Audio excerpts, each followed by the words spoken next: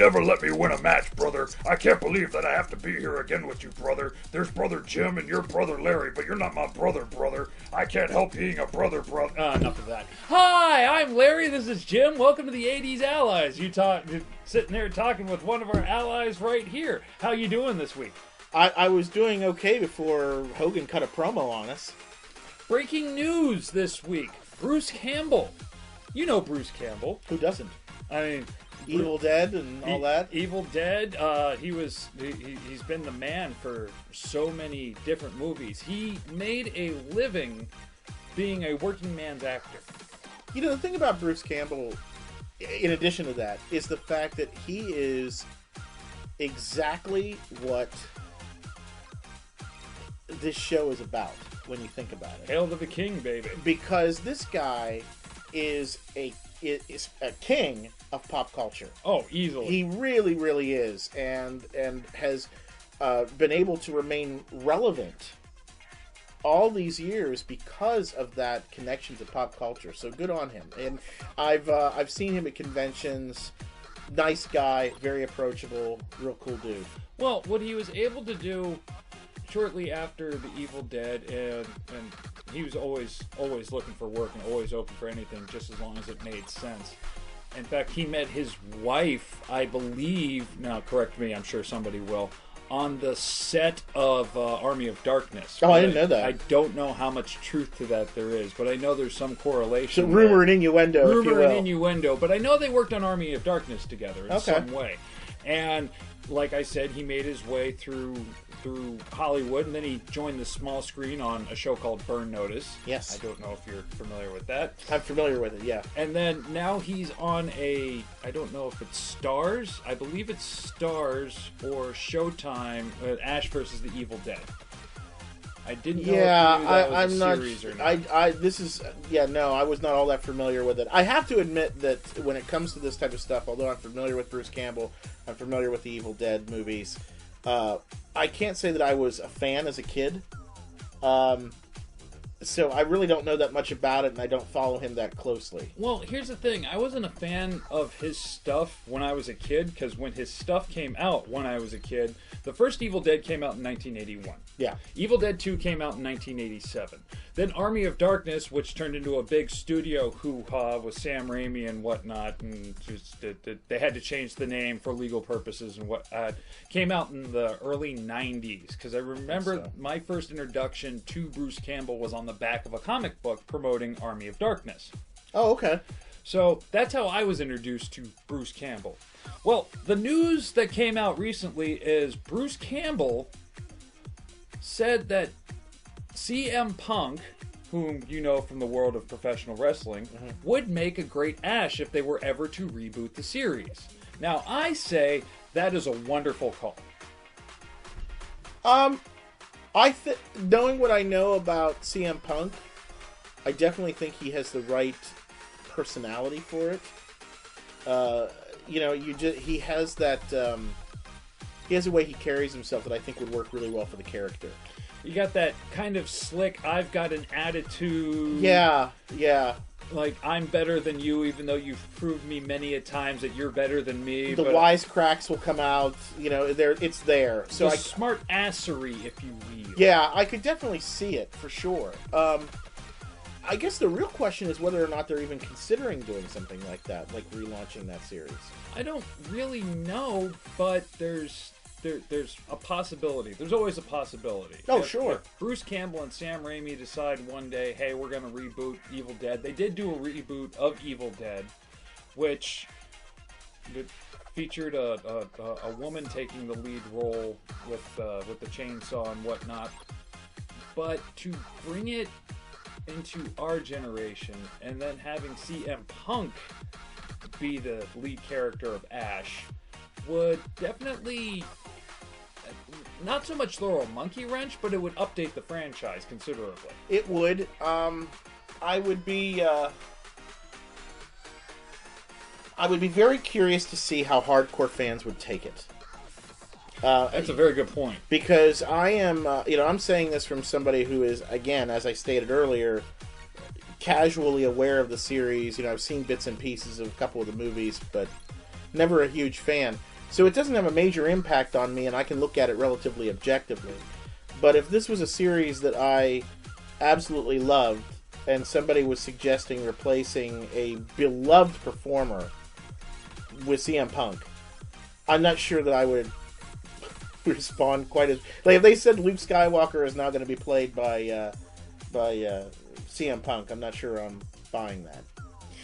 But and when you put it into context, because all the Evil Dead movies are and ever will be, is you've got a haunted cabin, and then you've got the Necronomicon, and you've got demons coming out, and Bruce Campbell, the character Ash, is just fighting off the evil characters. At one point, he fights off one of his evil clones. He battles his hand. He has to fight a moose.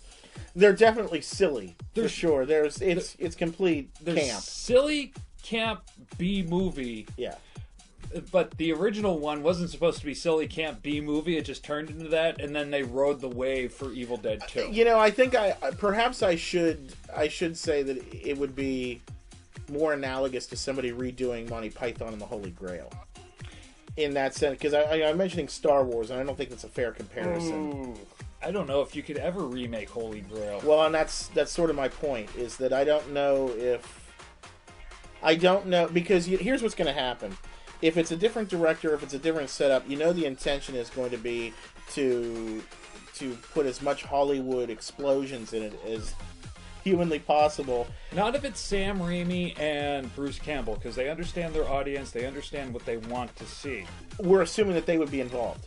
Yes, we are very much assuming that they're going to be involved. I think if they were, I think they'd be okay. I think if it's one of those things where whoever holds the intellectual property decides, hey, we don't need these guys, and we're going to give it to XYZ director who's going to bring his vision to this, that's not going to work. Well, we've had the same argument when it came to Princess Bride, because you can't redo that movie. We talked about...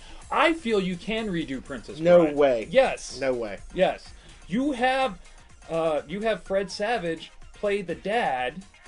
You mean the grandfather? No, the dad. Okay. And he's reading the story to his daughter. And then you get a whole new imagery of what she's seeing. Because it's from her point of view. Because it's from her point of view. That's how you make it work. But you know what? Speaking of different films, we're going to be starting to talk about blood and gore when we get back. But for now, we're going to take a break. We'll be right back. Ladies and gentlemen, are you ready for an exciting night of wrestling action for a good cause? Superstar Wrestling once again joins with the Muscular Dystrophy Association to bring you Never Quit Free, a fight to end muscular dystrophy. Saturday, April 18, 2020 at Turf Time Athletics in Carlisle. A double main event will first see the crown jewel Tyler Ash attempt to unseat SSW heavyweight champion, the vile Lord Sleazus. Then, the Ace of Hearts, Jason Valentine, and fellow Cross Corporation member Ian Drake Esquire will attempt to stop the reign of terror of the Society of Madnesses, Prince Shango, and the Madison Trip in a tag team casket match where both members of the team must be stuffed in a casket to win the match. In other action, two monsters in the squared circle will battle for the SSW Two Rivers Championship as 7 feet tall, 400 pounds of bulletproof Dorian Black, along with Diamond Dex Cross in his corner, will valiantly defend against 300 plus pounds of the Intimidator Robert Wright, with Corey Cross in his corner under hardcore rules. Plus, the 40-man over-the-top rope Rudy Rumble, the tag team championships defended in a gauntlet match, and a tables, Legos, and chairs match, plus much more. Tickets are only $15, with every dime raised going to the MDA. So join us Saturday, April 18th at Turf Time Athletics, 419 East High Street in Carlisle. Doors are at 5, pre-show at 5:30, and bell time at 6. For tickets, call 717-443-2593, and we will see you at ringside. Speaking of blood and gore, yes. Hopefully there's not going to be none for the event that we just promoted. Yeah, hopefully not. We hopefully no one gets hurt. No one gets hurt, because we love each and every one of those guys. Yeah. Speaking of blood and gore, and this was brought to our desk when we were talking about Bruce Campbell, 80s slasher films. Oh, gosh, yeah. It's a genre that is still admired and watched and cherished for some reason today. And it's something that you don't really see in today's movies. I mean, I guess you could say that Saw and what was another, Hostel kind of took the slasher film and went in a totally different direction. They certainly amped it up, for sure, yeah. Oh, they amped it up more of a yeah. more psychological. But the slasher films we're talking about, the beloved slasher films, Freddy and Nightmare on Elm Street and Jason and Friday the 13th, the Halloween movies. And then from there you can get into all the less popular ones, but there were, B movies at that time. My goodness, there were just so many. Where to even start? The spin-off splatter. But when you were a kid, even though you knew that these movies were essentially terrifying and bloody, you still wanted to see them. There's a perverseness behind it. I actually have to tell you, I didn't. Really? I had no interest. I had absolutely no interest in them. Which was funny because all of my classmates and everything else, I recall they were all very, very excited, for the next Friday the 13th movie or whatever. But I never found much interest in them. Now, here's the bizarre part of that. The juxtaposition. The older I got, I took an interest because of the acting and everything I was doing. I took an interest in special effects makeup. And it was at that point that I sort of went back and started watching, to see all that sort of thing and whatnot. But I was watching it from a different perspective at that time, which was the burgeoning and the growth and the evolution of special effects makeup as it relates to gore and all that sort of thing. Because those movies are really an example of how you have to do things on a budget, and how it was a craft that they were still perfecting and really getting right with a lot of the blood and gore and that sort of thing. And some of the stuff holds up okay, some doesn't. Well, let's take a look at how iconic these characters were. Still are. Still are. Jason, that mask is still sold everywhere. Mm-hmm. Everybody still wants to put on the Jason mask and have a machete and walk around for Halloween. Freddy Krueger with the finger gloves. Or the finger gloves. The glove with the razor blade on it and that iconic fedora. And Michael Myers, which is fascinating for two reasons. Number one, the look of the mask itself, but then the added knowledge that the mask was Captain Kirk. Yeah, he took a Captain Kirk mask. They painted it white, slicked the hair back, and boom, you have... And that's... So you've got two franchises in one, really. But yeah, it was... it wasn't until later. Now, I will tell you what I did like back then. A lot of these movies would end up getting a song. Yes. That was super, super cool. And I really got into that. I remember when Alice Cooper did Man Behind the Mask, and I don't remember for which of the Friday the 13th movies that was, but the video was really cool, and the song was really good. I remember it vividly. Well, Alice Cooper was in the was called back for the last movie of what can I say? Nightmare Before Elm Street, where he played Freddy's dad. Or Nightmare on Elm Street. I didn't know that. Nightmare on Elm Street, where he played Freddy's dad. Well, that's pretty cool. Yeah, and then Nightmare on Elm. What was the one? Dream Warriors. Yeah, there was a good song. That was one of the more popular ones in the franchise. Yeah. So even though I didn't watch the films in those days, I was still part of that whole thing because it was such a big part of culture at that point that you couldn't get away from it. Well, and what makes it even more special is if you open up the fantastic, because the 80s were all about the fantastic at that point. You can also latch on to Predator coming out in the 80s and being one of those movie monsters, or the Alien, or the Thing. I believe the Alien actually dates to the 70s. It does, but it does cross over into the 80s. Sure, comes over into the 80s. And then you've got Child's Play with Chucky, which made every little kid scared of their doll. And then there was sort of a renaissance, if you will, when Scream happened in the 90s. And they sort of revisited that sort of thing. For some reason, teenagers like to go to movies where they see other teenagers die in fantastic ways.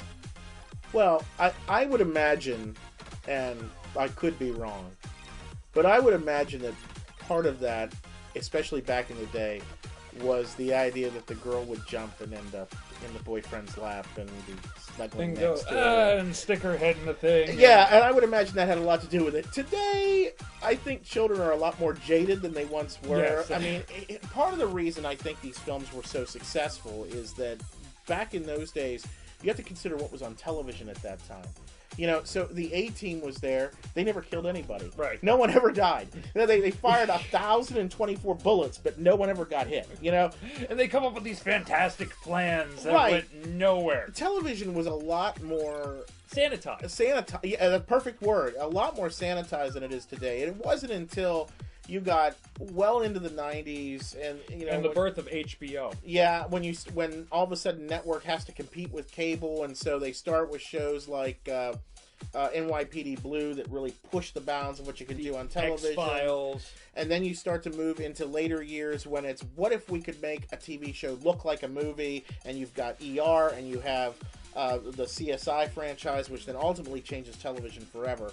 So I think now, you know, you can watch an episode of CSI and see special effects and blood and gore that is well above some of the stuff that was in those movies back then. Well, you also have to take into account that the blood that they were using needed to show up on the film that they were using. Absolutely. I mean, the invention of the movie camera and the progression, and then going into digital in the 90s. 35 millimeter, and then finally into digital, and then into high def, and so on and so forth. You're right. That has a massive effect on how you make an effect and how exact the effect has to be. You know, how long is it on screen? What is your budget is always a big question. And in a lot of those situations, you know, the budgets for a horror film are not really what they would be for another type of film, and never were. I don't think it was until later years when horror films started to really generate income and generate a lot of money that all of a sudden they started throwing money at it. You know, you kind of have to give a lot of credit to Silence of the Lambs with respect to horror films, because it really changed what horror was at that time. Oh yeah, it flipped it on its head. It went from the phantasm, I'm going to stab you, to somebody who's actually thinking about why they were going to stab If you. you ever actually watch that movie and you consider it, you hear about what Hannibal Lecter does, but you only see a small portion of it in the third act of the film when he escapes. You don't really, I mean, He's only in the movie for 15 minutes. Yeah, he's not on screen a lot, and yet he was terrifying, and people really, it was more psychological, and that changed the way. And then of course it won Best Picture, and there were Best Actor and Best Actress, and you know, all of a sudden horror is taken seriously, and you know, they start to think differently. And you know, we didn't mention Hellraiser. We really needed to mention Hellraiser, so I wanted to go back. Hellraiser and say that. was different, and again, The Thing was different. John Carpenter was playing with a whole different. The Texas Chainsaw Massacre is another one we have to mention. I think that came out in the 70s. Yeah, but again, there was so much crossover with Leatherface, that character really stuck in people's minds for a long time. As a matter of fact, the gentleman that played Leatherface, whose name completely evades me right now, I'll have to put it in the show notes, such a nice man. Really? Absolutely. One of the most soft-spoken men I've ever met. Why are all the bad guys nice guys and all the good guys idiots Kane and Hodder assholes? is a really, really nice guy, too. Kane Hodder, really, really nice dude. Played Jason Voorhees in a number of the films. Big dude. But Kane Hodder, just a really nice guy. You actually find out that a lot of these horror people, almost ironically, are some of the nicest people in Hollywood. There is a group called Scares That Care that's been around as a charity. It's been around for any number of years, and it's, you know, they help out a family who has a sick child or whatever. Each year they pick one and they do this, and the number of guys like Kane or that have come out and helped and done things or whatever, or signed a ton of autographs to help generate money or whatever for the group. So yeah, it's really something, and I think it all goes back to those early days. Our generation grew up, and there was this emotional connection to these films, and it's such that now in adulthood, we really revere a lot of the people that were on screen and doing that type of entertainment. One of the reasons why we were allowed to mention Silence of the Lambs, which I don't know if people know this, there was a TV movie made called Manhunter, yes, which was what most of you would know as Red Dragon, which was the prequel to Silence of the Lambs. That actually starred William Peterson, who would then go on to play Gil Grissom in CSI. So, little background there, but that is actually a good TV movie, believe it or not. It's decent. It was shot for television, and when it was shot for television, it was really, really good. But it's the whole. I'm trying to remember some of the other names, some of the smaller films that were weren't necessarily major blockbusters, but Well, gosh, you know. You had all the cheerleader camps, Oh, the sure. sororities, anything that you could put, okay, we're going to have them die, and we need to see some TNA. Let's throw it up on the screen and it'll make some money. Silent Night, Deadly Night. Remember that? Oh. And the thing about that movie I always remember is the poster where you see the chimney and hanging out is Santa, the Santa arm with the axe. It just, probably one of the worst. When I say worst, I mean like the worst of B movie ever. Do you remember The Stuff? No. Oh God, it's terrible. It's the worst. It's the worst thing you're ever gonna see. It is absolutely. It's terrible, but it fits in with that. It was sort of like some kind of. It's sort of this weird cross of like a zombie film and The Blob, and it's this weird. It's very, very strange. I remember the '80s remake of The Blob. That was actually decent. That scared the living crap out of me. Yeah, that was actually really decent. I remember seeing that, and I remember freaking out. That really. I refused to use sinks after seeing that. Yeah. Speaking of something, and I don't know if the audience knows, there was a series called Ghoolie. Yes, I remember that. You do remember Ghoulies? Yes. Ghoulies 2 in particular, because my parents decided to go on a trip and leave us with a family, and I think they know who they are, and you know who I'm talking about. They decided to show me and my little sisters Ghoulies. Ghoulies 2. So they're like, okay, let's watch this movie. Oh, boy. And they're at the circus and whatnot, and I don't know if you know what the Ghoulies premise are. I guess they're little demons from hell. Something like that. Something like that. Well, one of them's sitting in a toilet. Yeah. So the dude drops his pants, sits down, and the next thing you hear is because he's getting his bum eaten. My little sister and I did not use the toilet for a month and a half because we thought something was going to come up and bite our butts.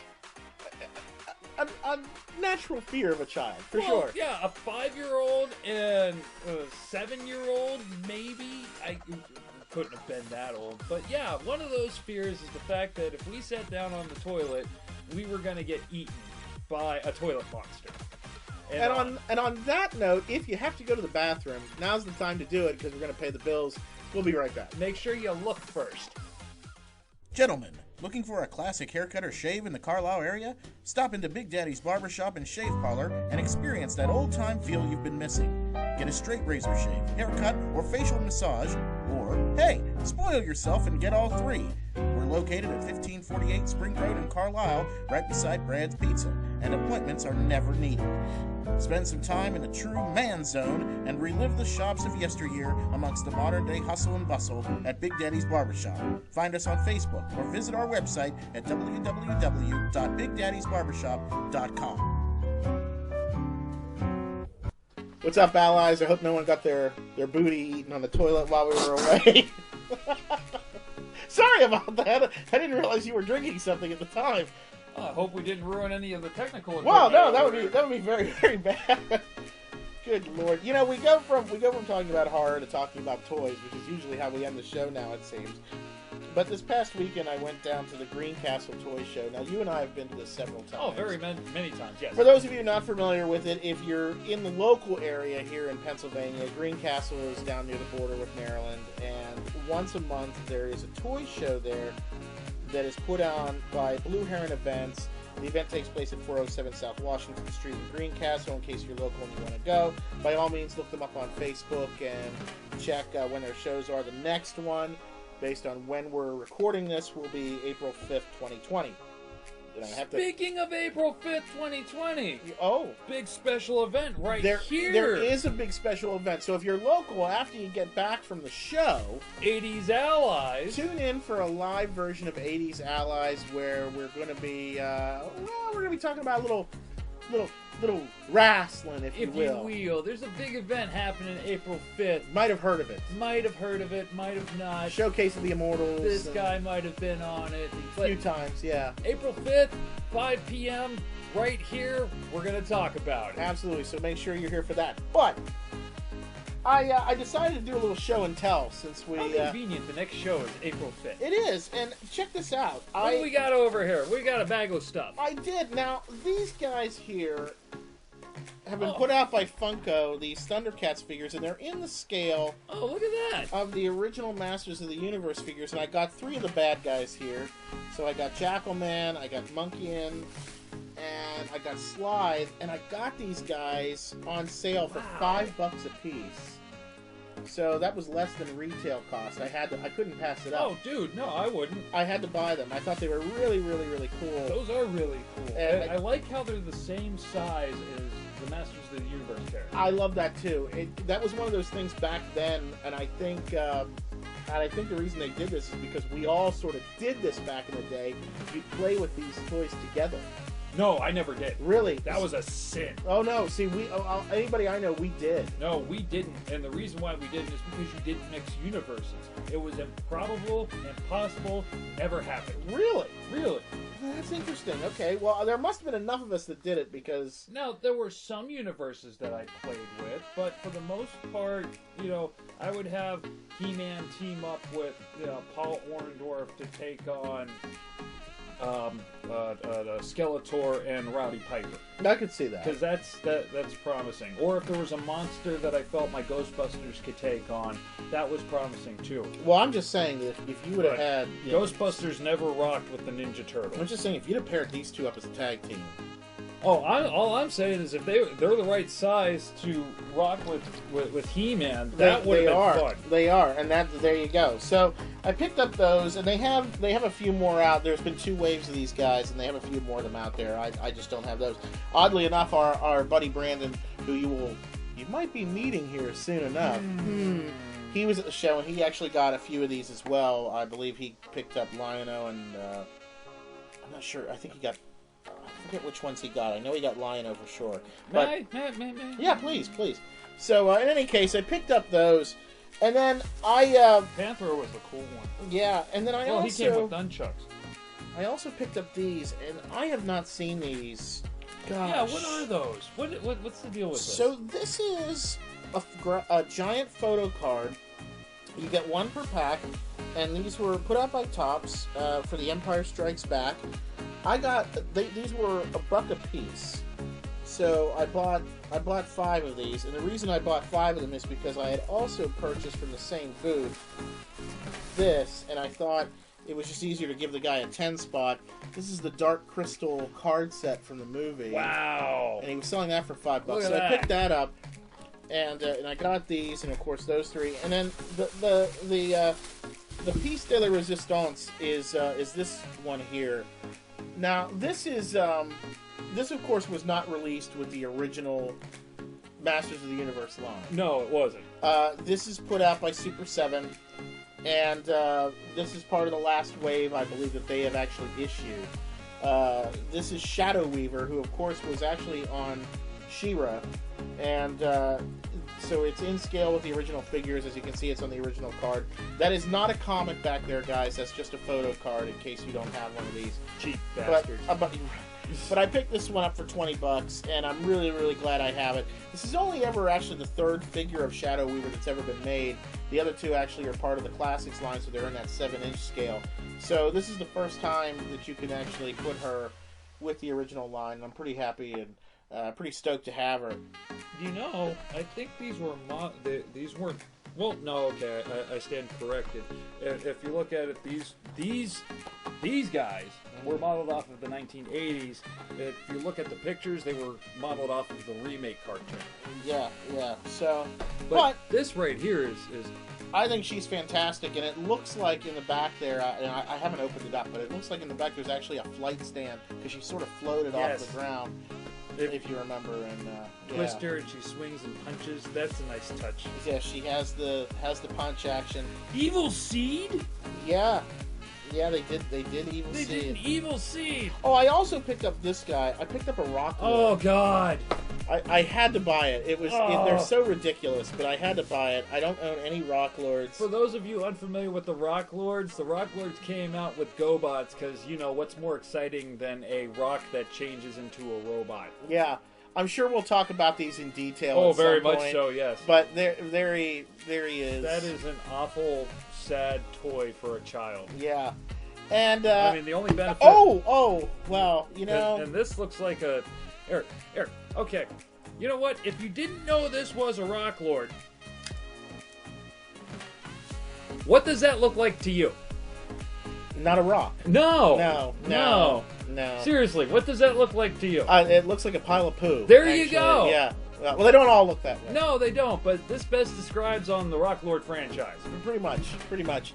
So there you go. And I did get one other thing, and I think I bought this specifically for the show because I just couldn't let Hogan fight a Rock Lord.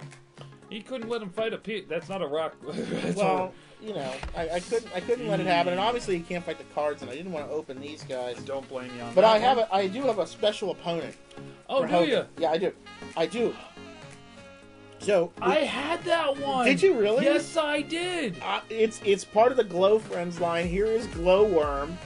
Now, of course, most people are familiar with the doll that you squeezed and he lit up. So this guy just glows in the dark, but he came with a little I had the sleeping bag and the whole nine. And there's the card that you cut out from the box. And these guys were really cool. I had a bunch of these when I was a kid, and my grandmother thought these were adorable and would buy these for me, and I had just a ton of them. But yeah, so these are one of those things that were long gone. I do not, I don't have many of, and so I've slowly every once in a while when I find one, I buy one. But. Well, if you were a child and you just watched a movie, featuring a monster that's gonna bite your bum when you're eating poo, and you're trying to sleep. Listen, Glowworm. Let me tell you why you would have partied with Glowworm, because Glowworm can protect you. Yes, Glowworm's a badass and tough. Yeah, and you don't know that. And if you don't think so, I mean, just let me tell you something, brother. Yeah. Oh, I bet you didn't know Glowworms could do this. Oh no, I didn't do that. Now wait, is he going to use a foreign object like the Rock Lord? No, he wouldn't do something like that. Oh, that's true. That'd be a heel. But he did go to the School of Savage. Oh no, he's up top. So, the Glowworm elbow. Look out! 1, 2, 3. And there you go again. Glowworm wins. So this is why your children need a Glowworm, because they can beat up Hogan's, and they won't get their butt consumed when they're on the toilet. Hey, Lord. Man, that'll frighten any child. I suppose it will. You know what? We are officially and blissfully out of time at this point. So for Larry, this is Jim. We hope you've enjoyed it. We'll see you next time. And we'll see you April 5th